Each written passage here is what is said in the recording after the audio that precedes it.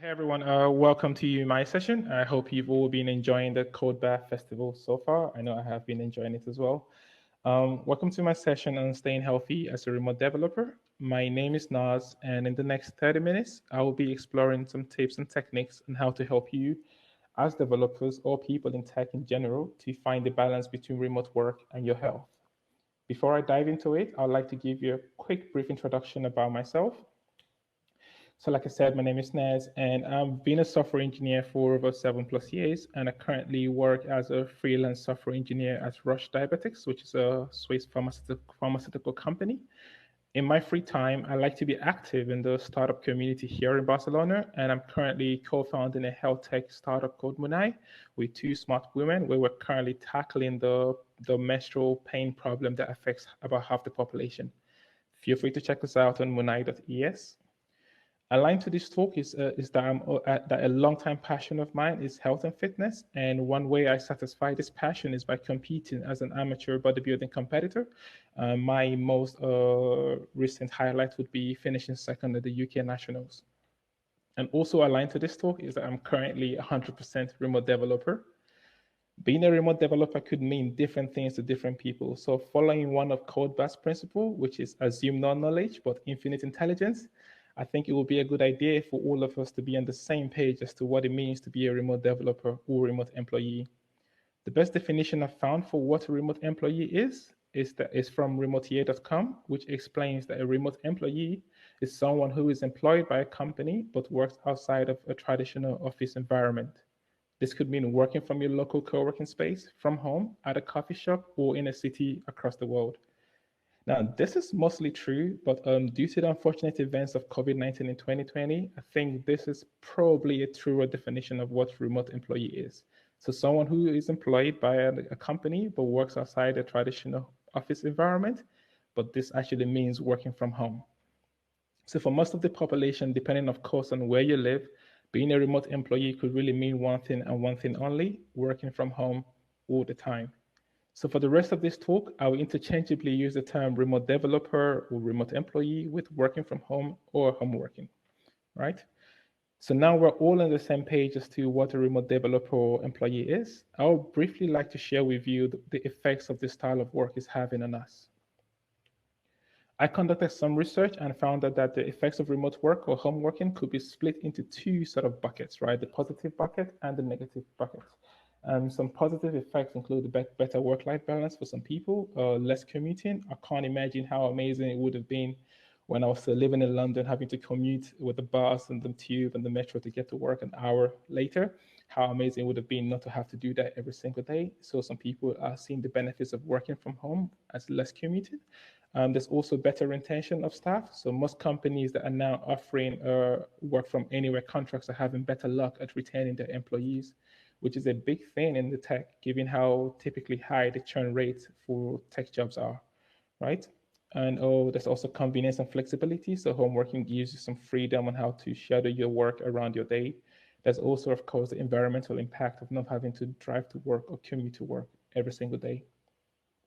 These are some great positive effects, but however, there are also negative effects that result from the accumulation of working from home every single day.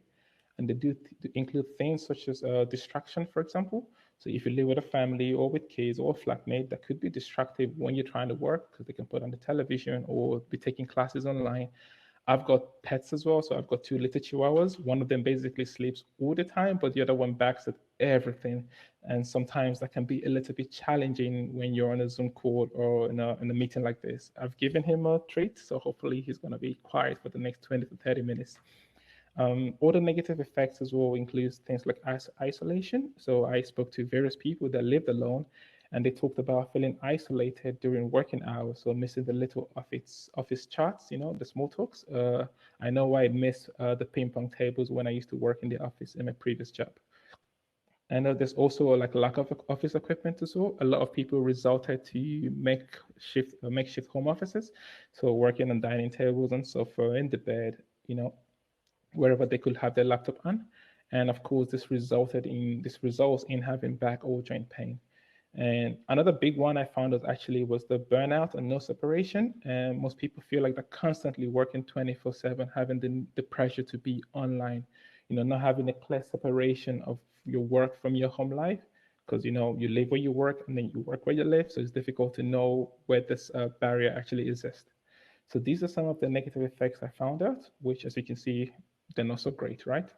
And what happens then when you combine these negative effects of remote work with a type of work in tech that is already not very conducive to being healthy? As developers or engineers or in tech in general, we used to sitting all day, used to staring at the screen, used to working long hours. You can see that this combination is a recipe for health problems, physically, mentally, emotionally, like Amy in the previous talk highlighted. So this is why I've put together 5 tips that could help you keep the balance between remote work and your health. I'll add a little note here to say that you should always seek professional help for any health concerns that you might have. These are just tips that work for me that I think could help you as well. And I would like to share them with you. I'm going to go on a little slight tangent here, but I promise it's going to make sense in a minute. When I first started my fitness journey, I used to run into really fit people at the gym to get tips from them on how to get fitter. And I typically got the usual train hard, eat right, blah, blah, blah. And that never really worked for me, but because what I really needed at the time was what I like to call practical tips. So not just what I need to do, but rather techniques and how I could do them, how I could incorporate them in my day-to-day life. So a tip like train hard could be supplemented by a technique that says, for example, try superset workouts or time your rest between your sets. So having that in mind, I've put together these tips in a way that I think there will be practical tips that could help you. So rather than not just things that you could do, but rather techniques and how you can integrate them in your day-to-day life starting tonight or tomorrow. So let's get started. Tip number 1, fix up your working environment. So there's research that has shown that one of the most important things that influences your motivation and happiness and how productive or efficient you can be when working is your working environment. So basically the space that you dedicate in your home to be your home office, right? And it's super important that this area or this space is good enough and conducive enough to help you be productive. And the technique I have here is to invest in an ergonomic desk or chair and chair. So ergonomic basically means a furniture that has been designed for efficiency and comfort, So reducing the risks of musculoskeletal problems, joint pain, back issues, neck pains, arthritis, restricted organs, and poor blood pressure. And sounds like a lot of things in there, but basically, how do you know what an ergonomic chair is, for example, right? Well, there are a couple of things to check out when you want to know whether the chair you're using in your day-to-day work is an ergonomic chair. So one, does it have a seat height adjustment, for example, to be able to help you to position your hips slightly above your knees? Does it have a backrest height adjustment? Does it have a back tilt adjustment to help you alternate between 90 degrees and 135 degrees to take pressure off your lower back? Does it have arm support adjustment as well? Does it have lumbar support adjustment for your back? So you can easily find this in your favorite search provider in Google or whatever search provider you decide to use to figure out what makes up an ergonomic chair, to make sure that you have one and you can consider investing in one, because trust me, your back and your joints will thank you later. And we move on to the DEX, right? What makes a DEX ergonomic? An ergonomic DEX is basically a DEX has been designed to shorten the amount of time you spend sitting down during your working day. So basically investing in a height adjustable DEX, you can find this at IKEA or any other furniture outlets you might know of. So basically, this really helps you to alternate the time between sitting and standing. They typically tend to be more expensive than your typical decks, but there's also cheaper versions, like a cheaper height adjustable stand, which is what I'm actually using now, that you can get from Amazon, for example, or any other online retailer.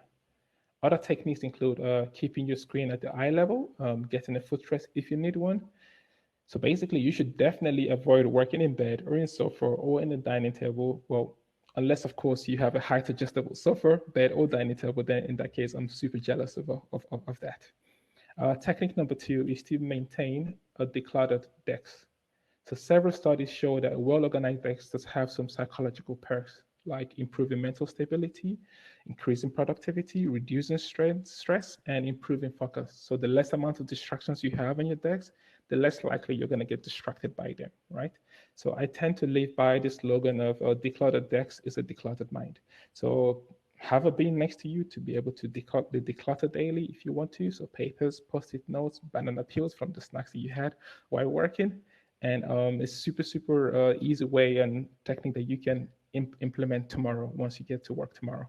So just remember to only keep the essentials that you need to work with on your decks. And the final technique I can recommend for this would be to choose a dark mode for your IDE if possible. This is mainly targeting developers here, right?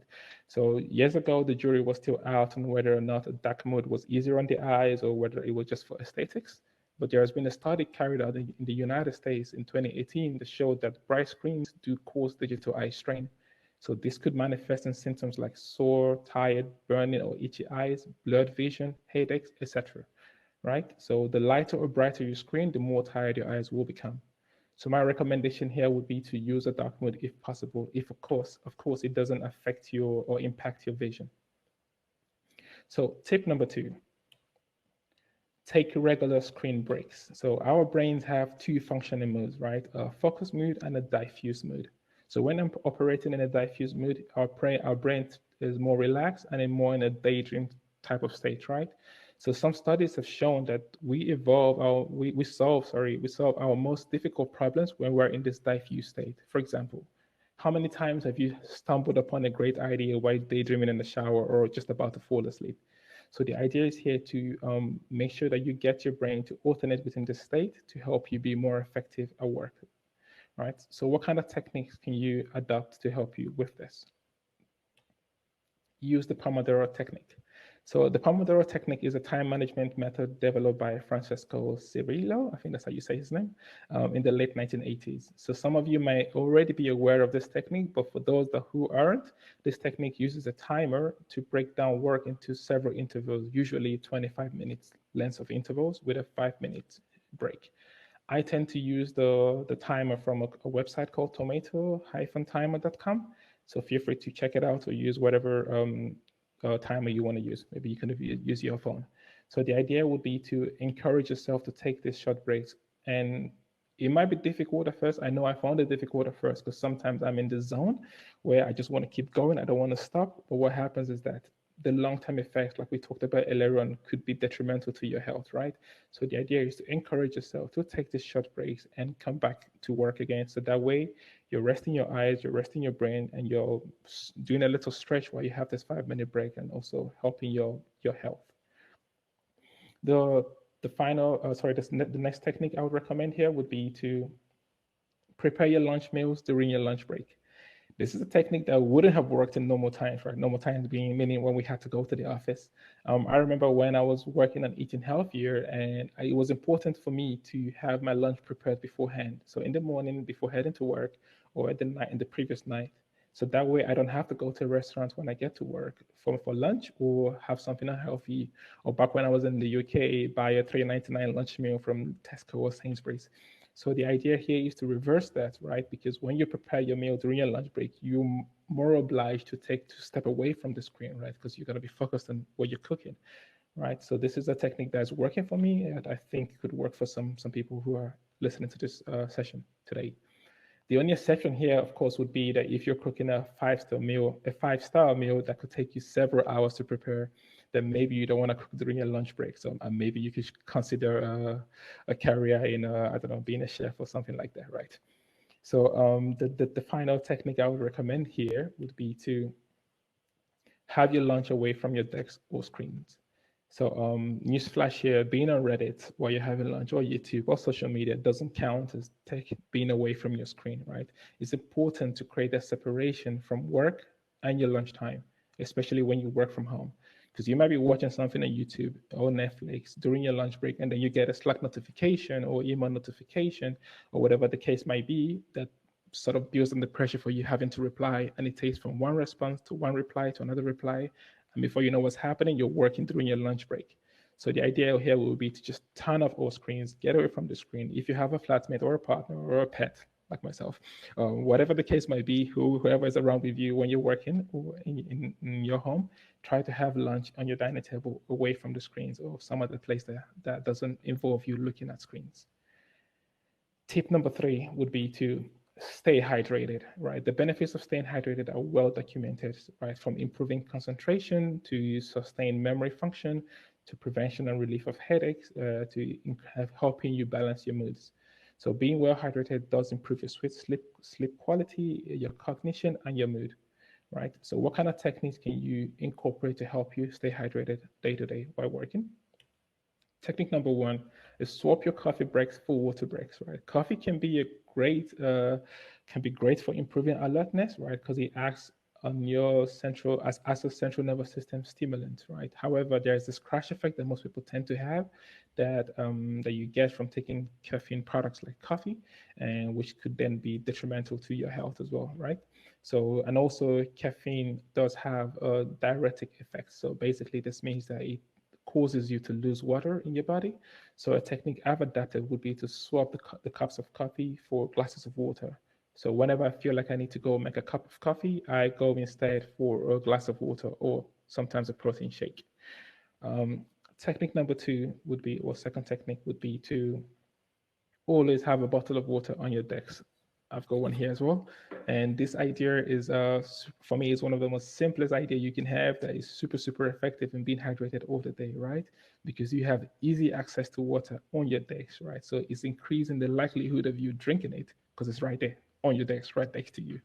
And also, this also means that nature does take its place, right? So the more water you drink, the more chances of you having a toilet break, which means you're taking a break away from your screen. So the effects of this is super, super good of not just helping your body being hydrated and helping your brain, but also helping you take these breaks away from the screen. And another benefit I found actually from having a bottle of water right next to me was that it reduced the feeling of being hungry because I get the feeling of fullness from drinking lots of water.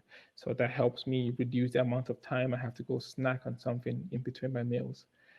Right. So in line with the reduction of hunger, or sorry, reduction of hunger or sugar or cravings for sugary foods would be this next technique, which would be to try out craving reduction herbal teas, right? These teas typically tend to have natural chemicals in them that help appease the sugar cravings. So some examples are mint tea, cinnamon tea, chamomile tea. So this is a good way, it's a good idea if you fancy having a warm drink, but you don't want to have coffee. But just be mindful that some teas might have caffeine content in them. So just make sure that you check to see that you're having a tea that doesn't, of course, give you this caffeine that you're trying to avoid. Tip number four would be to sleep more. Well, again, well documented, the sleep deprivation on a long period has devastating effect on your ability to think, right? So sleep recharges your energy and helps you in a lot of aspects, from being less stressed and less tired to increasing your productivity and helping your cell regeneration. And the technique I tend to apply to be able to sleep more is to be consistent on what time you go to bed, right? So choose whatever time works for you and stick to it. So it's typically recommended that you sleep 8 hours a day, 8 hours a night. For me, it typically tends to be around 7 hours that I need to be able to fully function the next day. So since I know that I need to wake up at 6 a.m. most mornings to be able to go to the gym or work on my side project, I know that I need to be in bed every night by 10 p.m. Why? Because it can take me anywhere between 2 minutes to 40 minutes to fall asleep while I'm in bed. And I know that I need to be sleeping at exactly 11 p.m. I need to be in dreamland by 11 p.m. to be able to wake up at 6 p.m. So it's important for me to have dinner early. So at 8 p.m., take the dogs out, catch up on Big Bang Theory, just plan my evening around knowing that I need to be in bed at 10. So you can get sleep trackers to help you do this. I just use my phone to set reminders to know that I need to be in bed at 10. And the more time you do, the more time you do this, the more consistent you'll be at doing it, right? And the more you'll get into the habit of going to bed at the same time every night. The second technique I have for this particular tip would be to pay your sleep debts. What do I mean by this? Well, I can explain by just giving a small example. So typically for me on Friday nights are like my hacker nights. So I tend to stay up to like 2 a.m., 3 a.m. in the morning working on my side project. So earphones on, sax music playing in the background, IDE open, just coding. But I know that I still owe myself 3 to 4 hours of sleep that needs to be paid because I'm borrowing this time when I should be sleeping to work on my side project. So the idea would be to I need to pay my sleep debt before the start of next week. So typically for me, like Sundays, I can have a lay-in or have after the naps in the weekend.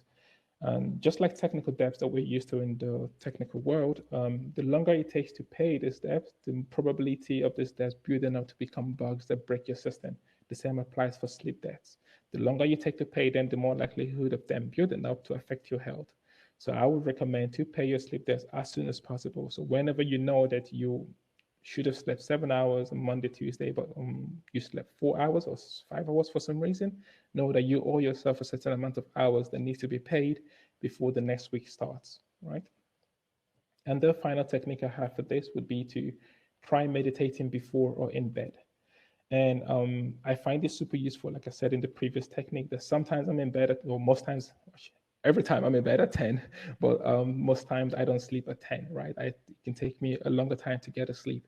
So what I tend to do is to turn on the sleep mode on the meditation app that I use, Headspace. I think there are other apps out there that you can try, and just and listen to that and try to meditate. And this helps me control my breathing, helps me clear my mind, and helps me to fall asleep.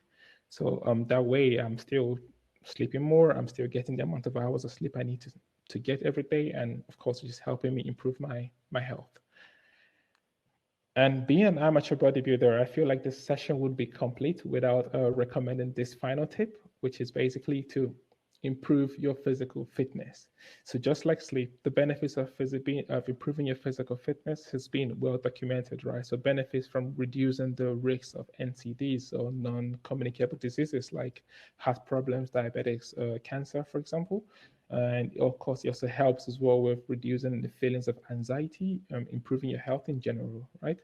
So one of the techniques I do recommend to help you improve your physical fitness would be to improve your diet. I think this is one of the best techniques that you can incorporate today, tomorrow, as soon as possible, would be to take off unhealthy snacks off your shopping list, right? If you don't buy it, it's not going to be available for you to eat when you're working from home and you fancy a snack or you fancy something to eat, right?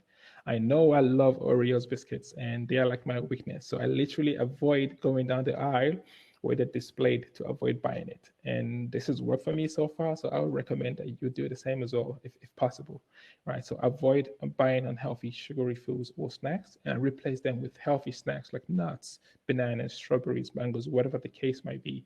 So that way, when you fancy having a snack while working, you've got healthy options to, like to reach out to, right?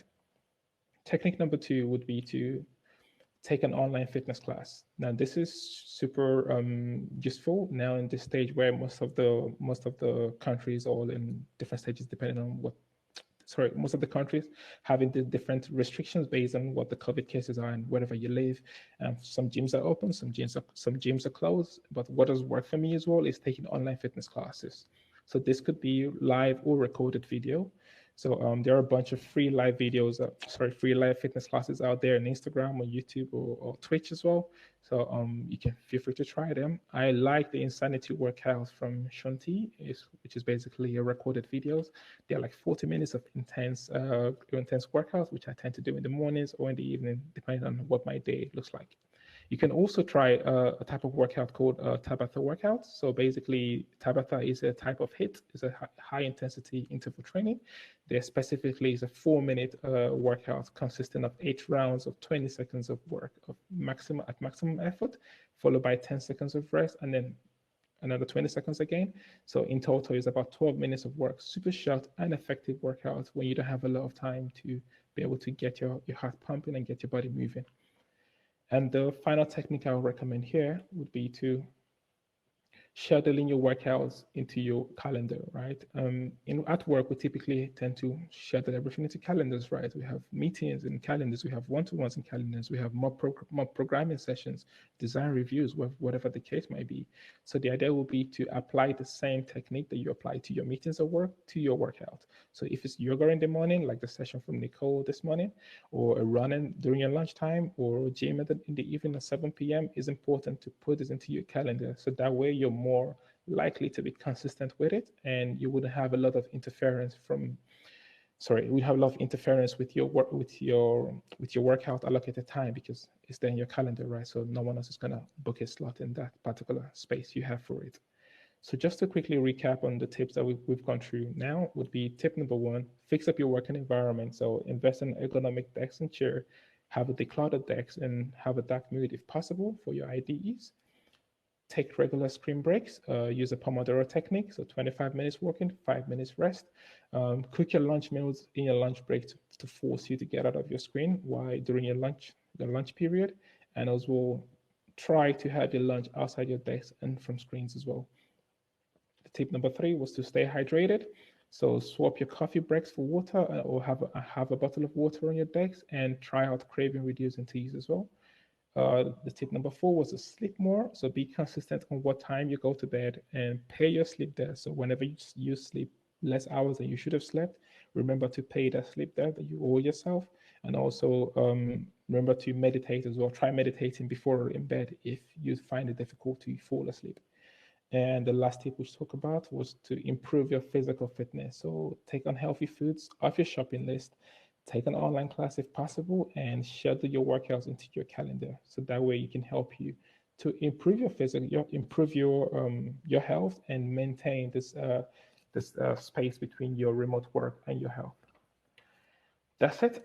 Thank you so much for your time in listening to my talk, and I hope that you would try to. I would recommend that you try to integrate the steps and the techniques I've gone through today into your daily routine as you see fit. And again, remember to always seek professional help for any health concerns that you might have. And feel free to follow me on Twitter at Naz Ezeonyebuchi. I'm trying to be a bit more active on there because I've just never been a big fan of social media. But feel free to check me out on there or ask me any questions that you might have, and I'll be more than happy to respond to you. Thank you so much, and enjoy the rest of the festival.